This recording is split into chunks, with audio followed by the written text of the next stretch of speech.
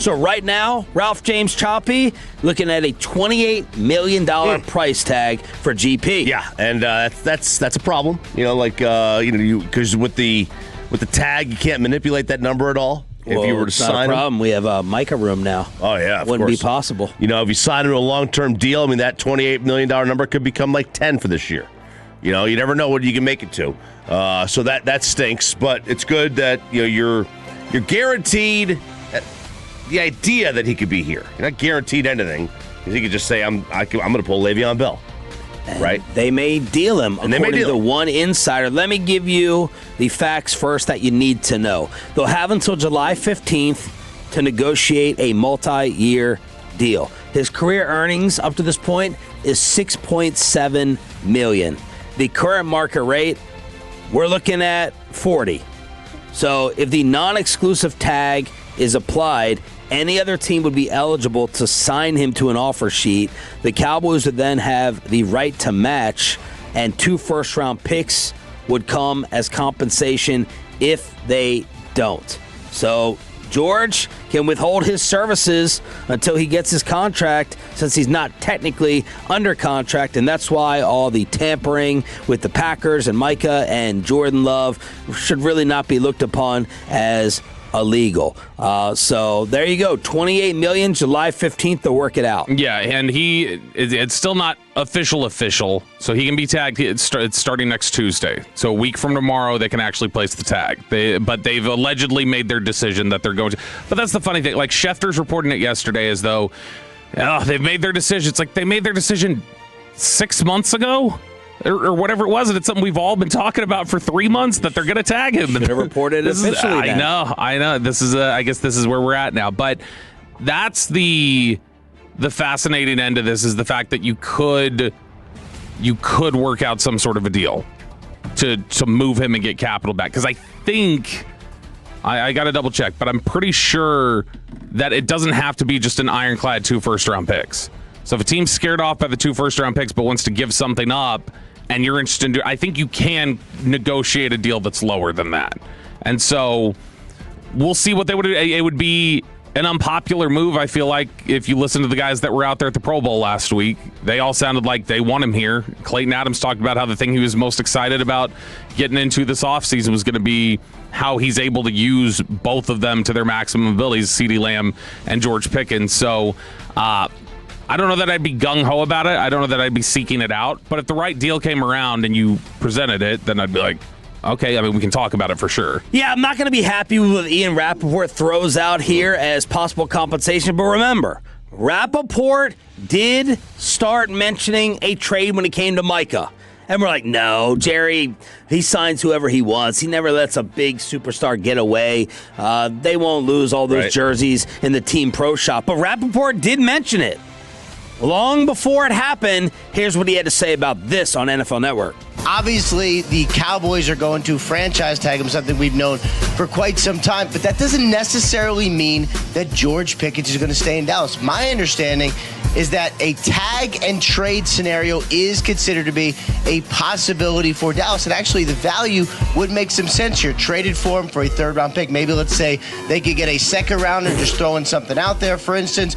That would be really good value for Dallas. Another team would then be able to lock Pickens up on a long-term deal, give him the security that he wants. The Cowboys have shown a willingness to trade their star players for significant draft pick compensation. Don't say. Heard about it. Maybe those players have the same agent in David Mulugeta. I'm just saying it's an interesting situation to consider. A second? No. People are still worried about him. 2 ones. People are still worried about him. 2 ones is never happening. Well, should. It just basically comes down to that. It comes down to people are the same reason why we want to see him play on the tag potentially another year is the same reason why a team would go, all right, I'll give you a 2nd. Maybe it can escalate to a 1st. You're not getting 2 firsts, and you're not getting a flat 1st because there's just too many ways this could go sideways for us. Look, I get the hesitancy with that. The production on the field from last year shows that he is worth a 1 today at the very minimum. Yeah. The very minimum. Sure. Just fantastic.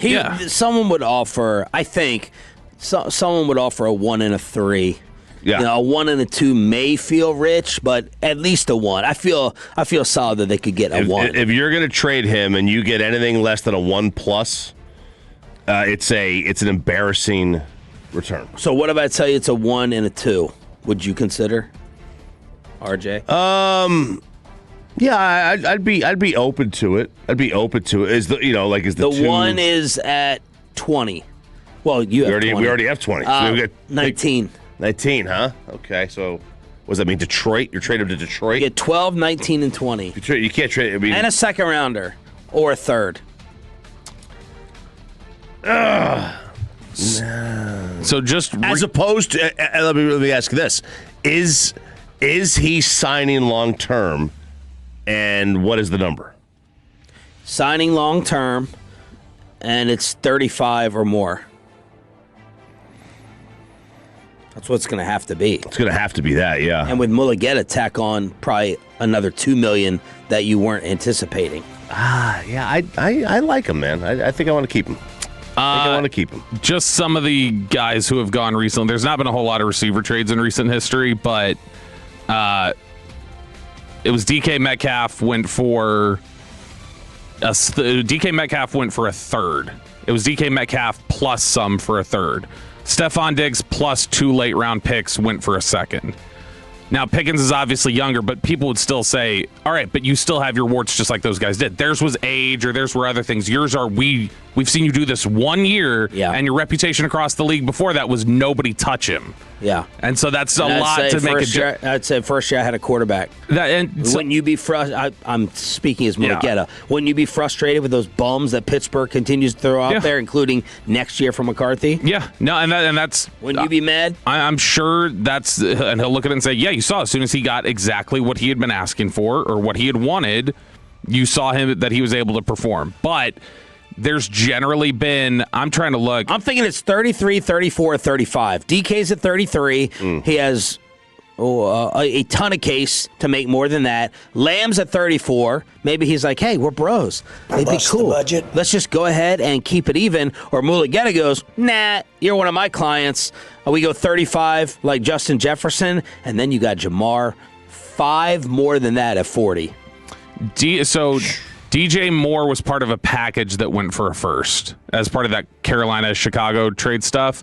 The last receiver to go for a first before that was A.J. Brown. He went for a first and a third.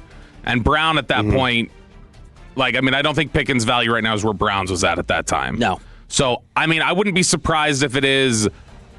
When Devontae Adams got traded, he got traded for a third that could convey to a second. I wouldn't be surprised if with Pickens it would be second that could convey to a first if he behaves, if he does these things. CeeDee Lamb was asked on the Dan Patrick Show if he's going to let George get away. He has no choice. No. I say that. Oh. This is my pick. But you're not going to give up any of your – you're not going to defer any of your money or restructure to bring George in. I mean, if it's necessary. Oh. Honestly. Okay. I'm pretty good, but I know he's going to get every penny that he deserves here in Dallas. T.O. says pay him more than Lamb because he's better. He said that Pickens is actually the better receiver. Oh, baby. He said, quote, both of them are great receivers, but in my estimation, Pickens' catching ability, his catch radius, his ability to go up and make plays when there aren't plays, he offers a lot more down the field when it comes to being a deep threat and being a playmaker. It's zero surprise. Pickens is the player that plays more like T.O. Yeah, did. for sure. The play style is T.O. That's why he would like that. That's a really interesting way to put it, though. Making plays when there T.O. Making plays when there aren't plays there. Yeah, that is Pickens. It's the long-standing line of even when he's not open, he's open. Yeah. It's the same concept. He's the guy in the backyard you're throwing it up to first, but that is more George than CeeDee. I know what I'm getting floor-wise from Lamb. Lamb's better. Oh, Lamb's floor is so much higher than George. George has got a much lower floor, but also I believe a higher ceiling. So it's like, what do you want? Do you want the consistency? And that's very not just consistency. Currently better. He is better right now. You want more consistency, and which plays. I think consistency is undervalued a lot of times in sports. I think if people are obsessed with the high ceiling. We all are, right? We're all obsessed with the high ceiling, and we sometimes overlook just a really high floor, consistent, and also great. Not just high floor, very high ceiling too. Maybe not the highest ceiling, but a high ceiling. Well, speaking of ceiling and floor being right next to each other, the first mistake of the Mike McCarthy era in Pittsburgh, as Tom Pelissero, the McCarthy whisperer, reports, odds are increasing that Aaron Rodgers returns to the Steelers next season after multiple conversations with McCarthy. 42 years old, would be entering his 22nd year in the NFL. Man, it would suck to be a Steelers fan. I'd rather be a Cowboy fan and not have the consistency of that 9-win season locked in with the hope and the mystery and the intrigue of what could take place versus this. Just let Will Howard play. Man. This is look, there's a fool's gold that coaches fall into. This is more like fool's, opal, sapphire, some kind of gemstone that's not really expensive. Because Rodgers is just, he's not a terrible player, but there's a ceiling there, and that ceiling isn't close to a conference championship or Super Bowl. But this is what coaches fall into this trap. They're like, hey, you know what? I could just give me somebody I could compete with. Well, you don't want that. You want somebody that you can thrive with. They're too obsessed with winning games, not obsessed with winning Super Bowls. Every single time, I want to go you know what? I kind of like Aaron. I'm turning a little bit. Then I'm reminded he completely deserves his sad career. As just underperforming in the big. It's sad. It's a sad career that he came out of this with one Super Bowl. That's sad because he should have more, but he is consistently chosen wrong, and he's consistently made problems where they didn't need to be there that have contributed to some of the losing that they've had, and the fact that, all right, I'm going to handpick my spot. I'm going to the Jets. Yeah, the Jets. That's where I'll be able to thrive, and then it blows up in his face. And then he picks the Steelers, and it blows up, and then he goes to, as he's with the Steelers and he's about to retire, he goes, oh, you know what'll make me turn around? Mike McCarthy, the guy that I could not say enough ugly things about off the record when he left, to anybody who would listen and write a think piece on. And so it's okay, well then, if you're now going you know what, I think I can make it work all these years later, you deserve your sad career.